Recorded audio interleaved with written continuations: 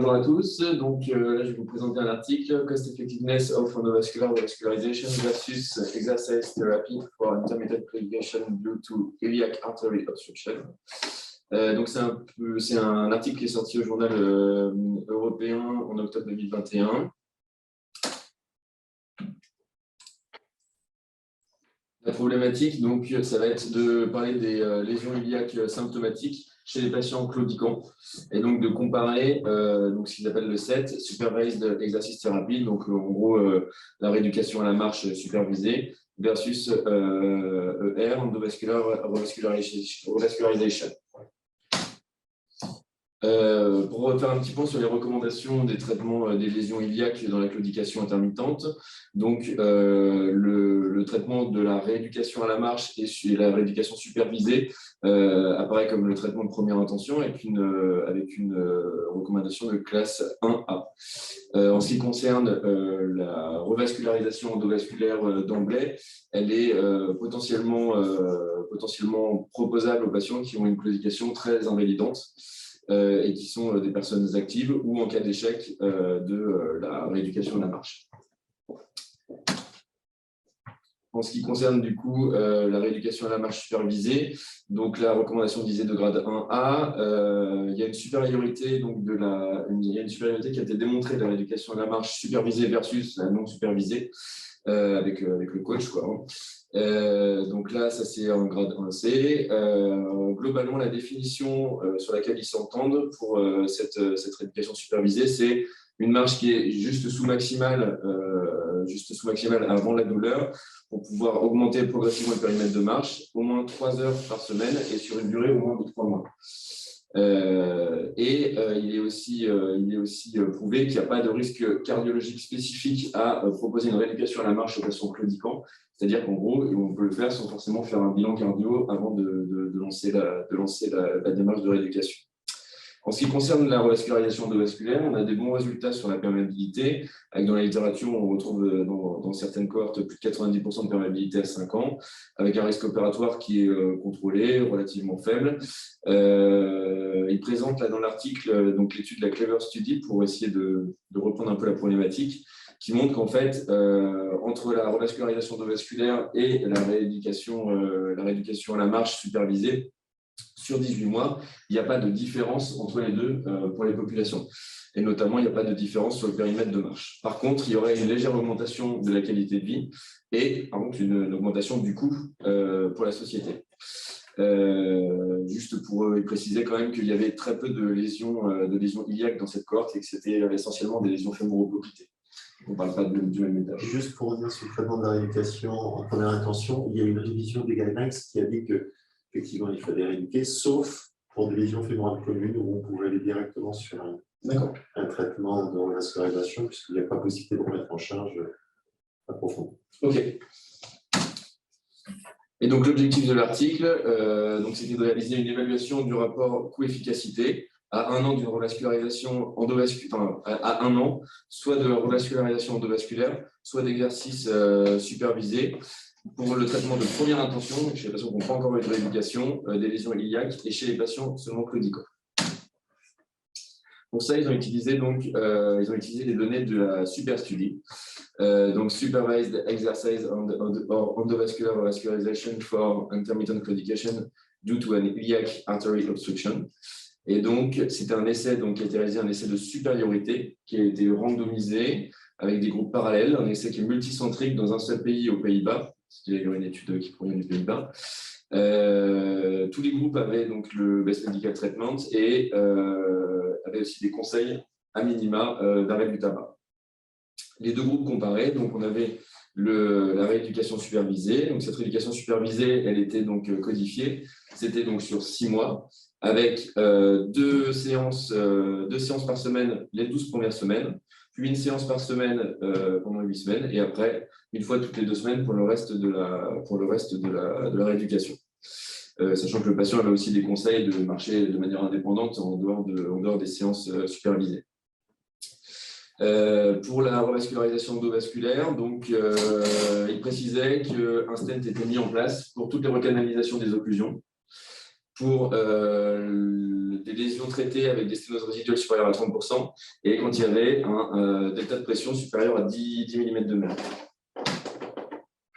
La population cible, la population qui était éligible pour l'étude, c'était donc des patients qui sont atteints d'une claudication intermittente, symptomatique, invalidante, avec un périmètre de marche qui était compris entre 100 et 300 mètres, évalué sur tapis roulant. Et ils devaient avoir une sténose significative ou une occlusion de l'axe iliaque, donc que ce soit l'iliaque commune ou l'iliaque externe, et où. Le patient il devait avoir un IPS inférieur à 0,9 du côté atteint et ou une variation d'IPS après l'exercice sur tapis roulant d'au moins 0,15. En ce qui concerne la méthodologie, donc l'analyse des coûts elle est réalisée en euros. Ils reprennent donc le tarif de chaque acte, que ce soit donc un acte chirurgical ou par exemple les séances de rééducation. Ils prennent en compte les tarifs des déplacements pour les patients, c'est-à-dire que quand on fait quand ils vont le préciser après, quand le patient il est en rééducation supervisée, en fait il a beaucoup de transport et beaucoup de séances, plus qu'une fois qu'on lui a mis son stent après. Et donc était aussi pris en compte dans les coûts les procédures additionnelles, notamment soit les réinterventions pour le groupe qui a été opéré, soit pour les interventions qui survenaient avant 12 mois, comme l'évaluation elle est faite sur 12 mois. L'analyse de l'efficacité, elle était donc évaluée avec les questionnaires de qualité de vie, donc le Q5D3L qui permettait de calculer le QALY, donc c'est Quality Adjusted Life Years, et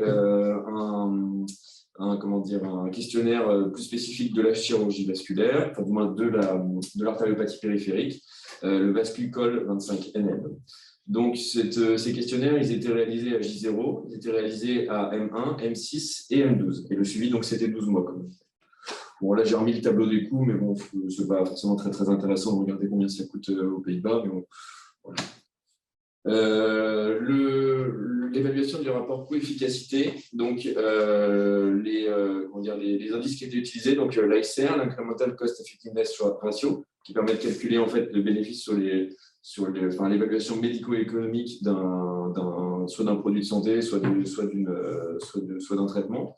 Donc là, pour ça, il était utilisé, était comparé donc le QALY et le VascuCol. Alors généralement, l'ICR, c'est un ratio entre le coût de la procédure, procédure A moins procédure B, divisé par le QALY de la procédure A et le QALY de la procédure B. Oui, c'est ça. C'est ça qui présente après sur les coûts. Le deuxième indice, c'était le MCID, donc c'est Minimal Clinical Important Difference. Donc là, c'était pour le questionnaire VascuCol. Et donc ça permettait en fait, avec ces deux indices, et notamment avec l'ICR, de faire des courbes d'acceptabilité de coût-efficacité, en comparant effectivement les deux groupes. Concernant l'analyse statistique, donc c'était une analyse qui était décidée en intention de traiter, pour un essai de supériorité. Les groupes étaient stratifiés et le nombre de sujets nécessaires était calculé. Donc ils avaient calculé qu'il fallait 200 patients par groupe pour mettre en évidence une différence de périmètre de marche de 82 mètres et une différence de VascuCol de 0,37. Sur quels critères ils sont stratifiés? Ils n'ont pas stratifié sur l'âge parce qu'il y a une différence sur l'âge. Là, je n'ai pas noté. Ensuite, ils ont dû stratifier. Je ne sais pas s'ils n'ont pas stratifié sur le périmètre de marche ou quelque chose comme ça. Ensuite, il y avait une autre analyse qui était faite pour essayer pour voir le nombre de sujets nécessaires, pour mettre en évidence une différence de MCID, avec un MCID qui serait une différence qui serait entre 1,19 et 1,66, donc considéré comme étant favorable. Et donc là, c'était 118 patients. En pratique, il y a eu 240 patients inclus. On va voir, je vais vous expliquer pourquoi, de novembre 2010 à mai 2015. Donc voilà un peu la répartition des groupes qui est relativement homogène. Il y a eu un certain nombre de patients qui ont eu une perte de suivi dans les 12 mois. Donc comme c'était une analyse en intention de traiter, finalement, on avait un groupe de 95 patients pour la rééducation supervisée et un groupe de 126 patients pour la revascularisation. Juste ces deux groupes, ils présentaient deux différences dans les données démographiques. Ils étaient un petit peu plus jeunes dans le groupe revascularisation et ils avaient un petit peu plus de cardiopathie ischémique. Parce que Ensuite, concernant l'analyse coût, donc quand on compare les deux groupes, donc si on regarde le coût moyen pour chacun des groupes, le coût moyen pour la rééducation supervisée était évalué à 2 179 € par patient. Pour la revascularisation, elle était évaluée à 4 031 € avec une différence moyenne de coût entre les deux groupes de 1 852 €. Donc là, on retrouve toutes les données de coûts par patient. En ce qui concerne les réinterventions, j'ai trouvé intéressant de le mettre. Pour les réinterventions dans le groupe revascularisation, il y avait 12 patients qui bénéficiaient d'une réintervention sur les 12 mois suivis. Et par contre, dans le groupe des patients qui étaient suivis dans la rééducation à la marche, eh bien, il y avait quand même 32% qui passaient à la chirurgie dans l'année. Donc, c'est ça qui fait basculer. Oui, c'est ça. En ce qui concerne l'analyse de la qualité de vie sur les résultats, donc le QALY. Donc, le QALY du groupe rééducation était de 0,73 contre 0,82 dans le groupe revascularisation. Donc, on a un petit delta. On a un delta de 0,09 sur le QALY. En ce qui concerne le Vascucol, donc là, en fait, ce n'est pas la même échelle, donc il est un petit peu plus important. Le delta il est de 0,64 avec un MCID qui est inférieur au MCID cible qui était de 1,19 à 1,66. En ce qui concerne les courbes coût-efficacité, donc là, c'était l'évaluation du QALY patient en fonction des deux groupes. Et donc, on se retrouve, donc l'ensemble des points des patients traités en revascularisation se trouvaient quand même dans le cadran plus efficace, mais plus cher. Et donc, l'ASR par QALY était évalué à 20 085 € pour le groupe revascularisation. Après, ça, c'est un diagramme assez intéressant, en fait, qui est facilement compréhensible. Une fois, c'est compréhensible en médico-éco. C'est qu'en fait, il y a 4 situations. La situation qu'on a là, où c'est un traitement qui est plus cher et plus efficace. Il y a une situation où on a un traitement qui est moins efficace et moins cher. Bon, tout ça, ça a du sens. En haut à gauche, c'est plus cher, mais c'est moins efficace. Donc là, finalement, ce n'est pas terrible. Et la situation idéale, finalement, c'est là où c'est plus efficace et moins cher. Et après, en fait, quand on se situe dans une situation plus efficace et plus chère, après, c'est la notion de ce que la société, alors ça c'est intéressant, a la capacité de mettre comme argent pour améliorer la santé. C'est ça. Là, c'est une discussion finalement qui est liée à la société. Est-ce qu'elle a les moyens de mettre autant d'argent pour une amélioration d'un point de vue plus médical, c'est plus que médical. Ensuite, donc la même courbe en fait, mais avec le Vascucol. Donc dans les groupes, pareil, avec le questionnaire qui est plus spécifique de la chirurgie vasculaire, enfin la cardiopathies périphérique, pareil, plus efficace, mais plus cher. Avec un ICR par point de Vascucol de 2 877 €. Et si on voulait en fait obtenir un MCID de 1,19, donc ils avaient mis la cible entre 1,19 et 1,66, il faudrait donc dépenser 3 423 € pour rentrer dans la norme base de l'intervalle qui avait été définie. En ce qui concerne donc l'évaluation médico-éco, donc si on reprend donc ce qui a été présenté plus avant, donc la revascularisation 20 085 € par QALY, avec un ASR de 0,09. En gros, là, il présente une courbe d'acceptabilité des coûts pour le Pays-Bas. En fait, le Pays-Bas, ils ont défini, en gros, est défini clairement textuellement des coûts acceptables entre 20 et 80 000 €. Donc, en fait, il y a une probabilité, il faut une courbe en fait, de probabilité d'acceptation, une probabilité d'efficacité pour les patients qui, là, est environ à 40-50%. En fait. C'est ce qui est retenu sur 20 000 €. 50 000 € qui est retenu dans les pays normalement européens pour améliorer la qualité de vie des patients à faire le résultat. On est allé jusqu'à 50 000 € pour l'artériopathie, c'est ce qui est admis pour le moment. 30 000 €, c'est un peu bas. En fait, le truc, c'est que dans les autres pays, on retrouve dans les données, ce que j'ai cherché un peu, on retrouve vraiment textuellement le Pays-Bas, c'est 20-80 000, le Royaume-Uni, c'est 20-30 000, jusqu'à 50 000 quand ça met en jeu le pronostic vital, etc. Par contre, la France. C'est des livres. C'est des livres, ouais. 30 000 livres, ça fait quoi? C'est un peu plus, je pense que 30 000 euros. C'est plus que ça, quand même. Ouais. Un peu de 40 000 euros. Ouais, pardon. Et c'est vrai que pour la France, il donne en fait l'HS donne la méthodologie avec laquelle elle évalue l'acceptabilité des coûts de l'évaluation médico-économique d'un produit. Mais par contre, il ne donne pas de seuil. Il n'y a pas de seuil. La limitation, en gros, les défauts pour l'étude, l'effectif, en fait, il est inférieur au nombre de sujets nécessaires. Il y a plusieurs raisons. C'est qu'en fait, pendant une partie du suivi, la rééducation supervisée a été déremboursée, en fait. Et donc, du coup, ils ont dû, je pense, financer les séances de rééducation supervisée.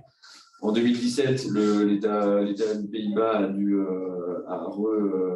de nouveau rembourser ce programme. Mais bon, voilà, donc en fait, ils ont perdu de l'effectif en lien avec la durée des protocoles et les coûts. L'observance de la rééducation supervisée n'était pas très bonne, 66% dès un mois, et on arrivait à 29% des patients qui faisaient leur rééducation jusqu'à 6 mois. Il y a eu du coup quelques crossovers entre les groupes. Et les crossovers, c'est pas les réinterventions, c'est des patients qui étaient finalement d'emblée dans le groupe rééducation et qui sont passés dans le groupe chirurgie. Donc, si on peut conclure, quand on compare donc, la revascularisation endovasculaire avec la rééducation supervisée à la marche, donc on a une augmentation relativement faible de l'efficacité en termes d'indice de qualité de vie sur le QALY, une augmentation des coûts qui est certaine, mais qui reste quand même acceptable dans beaucoup de sociétés européennes. Les conclusions de l'auteur, donc c'était une étude qui avait été faite pour justement définir si c'était intéressant et si le gouvernement du Pays-Bas rembourserait, du moins si c'était l'évaluation médico-économique. Il conclut quand même que du coup la rééducation supervisée devrait être un traitement proposé en premier lieu pour les patients atteints de lésions iliaques et codiques. Mais est-ce que, du moins je ne sais pas ce qu'il en est aux Pays-Bas, mais est-ce que dans tous les pays, est-ce qu'on a une réelle offre de rééducation supervisée? Est-ce qu'on a vraiment beaucoup accès à des centres qui proposent cette rééducation? L'observance, elle est aussi à évaluer. En pratique, quand on voit les patients, on peut leur proposer de les réévaluer après une auto-rééducation à la marche, déjà d'emblée, avec une amélioration du traitement médical, un arrêt du tabac. Et en cas d'échec, peut-être pas en attendant jusqu'à 6 mois, peut-être ça paraît acceptable le rapport coefficacité pour la revascularisation endovasculaire. Ok. Est-ce que le groupe endovasculaire avait bénéficié d'une rééducation, même si c'était une auto-rééducation à la marche pendant 6 mois? Ils n'avaient pas. Ils n'étaient pas rééduqués. Déjà, ce n'est pas précisé, et en tout cas, ils n'avaient pas de rééducation supervisée ou non supervisée. Il était précisé qu'ils avaient le best medical treatment et l'arrêt du tabac. Et là-dessus, on sait combien réellement arrêtent de fumer? Parce que dans il y a un certain problème d'observance du traitement médical que on peut se demander si réellement ils arrêtent de fumer. Ouais. On ne sait pas. C'est plus facile d'avoir un stent. On ne sait pas. Ils mettaient en fait, ils mettaient que les deux groupes avaient eu des conseils d'arrêt du tabac. Ils ne mettaient pas arrêt du tabac, ils mettaient conseils d'arrêt du tabac. C'est une donnée fondamentale, ça. Ils arrêtent de fumer. Et les réinterventions, c'est leur intervention sur le site iliaque? Non, c'est toute réintervention. C'est le membre concerné. Ouais. Concernant l'hospitalisation et l'intervention, ils avaient uniquement des actes iliaques ou est-ce qu'ils avaient en plus une localisation, un geste sur la fémorale? C'était uniquement iliaque. Uniquement iliaque. Et est-ce qu'ils ont précisé le type d'hospitalisation? Ambulatoire, J0? Ambulatoire, je ne pense pas qu'ils aient précisé. Par contre, ils précisaient les durées d'hospitalisation. On les retrouve dans les coûts.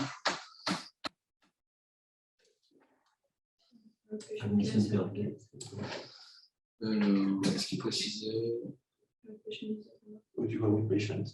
Yes. Ah. Ça, c'est le patient visit, en fait, ça, c'est les consultations. Ouais, il mettait les durées de split parce qu'il les comptabilisait, admission.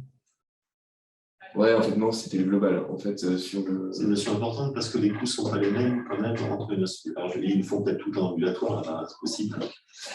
Mais Probablement, peut-être pas tout à fait tout parce qu'il y a 111 patients et il y a 243 journées de split de comptabiliser. Donc, en fait, le passage à un ambulatoire pour des lésions iliaques pourrait impacter de façon très, très importante les coûts, quand même, hein, divisé par 2, quoi. Quasiment. Si on compte 80-90% de succès d'ambulatoire, on divise par 2 les coûts liés à l'hospitalisation, qui sont en fait les coûts principaux avec le SNET, et qui sont au-delà du SNET. Et les lésions iliaques, c'est 7-5 C'est compliqué de ne pas traiter un patient avec une lésion iliaque psychologique, au final. Non, ça ne gêne pas. Ouais. Non, ça ne me gêne pas, c'est pas traiter un malade. S'il n'est pas demandeur, non, mais s'il est. Ah non, quand je les vois la première fois, il te le dit. J'avais dit. Ceci, ce n'est pas une rééducation académique. C'est une auto-rééducation. C'est une auto-rééducation. Ça marche. Ah ouais. Et à quelle fréquence vous prescrivez les tests de marche? 0 on en fait, par vie. on n'en fait jamais. Et dans les études, on a l'impression qu'ils ont quasiment tous les tests de marche et ça ne correspond peut-être pas à la vraie zone pour l'évaluation Du périmètre de marche. du périmètre de marche. Ça doit être plus discriminant, quand même, je pense, que papillon. Ça dépend des pays. Hein. Ça dépend des pays. Les pays qui sont en réseau très important, les du nord de l'Europe, notamment les Pays-Bas, il y a des centres tertiaires. En France, ce n'est pas du tout mis en place. Non, je trouve que le simple fait d'avoir un patient, c'est pour ça que j'aime bien voir le patient avec sa femme ou son mari, c'est qu'il y a le patient qui dit moi je vais mieux ou je vais pas mieux, et puis il y a le mari qui dit mais il faut rien ou il faut rien. Ça permet d'avoir une espèce de contrôle quand même. Et finalement, je trouve ça a de l'importance. Il y a un truc qui aurait été intéressant, je trouve, c'est de voir, d'affiner l'analyse, bon là il n'y a pas assez de sujet, mais d'affiner l'analyse suivant le site exact de la lésion et la perméabilité d'hypogastrique ou pas. Ouais, il le critique ça dans la discussion. Ah ouais, si c'est que des lésions iliaques externes avec des hypogastriques perméables, si ceux-là, tu les fais marcher et qu'ils récupèrent super bien, pourquoi traiter les iliaques externes à ce moment-là avec des hypogastriques perméables? C'est vrai qu'on peut avoir, moi je me souviens de patients qui ont des poux fémoraux avec des grosses tombées. Et quand on les examine, il y a un poux fémoral comme l'autre côté. C'est parce que l'envers s'est bien développé. Ou l'hypogastrique d'ailleurs, qui remet en charge très bien la profondeur.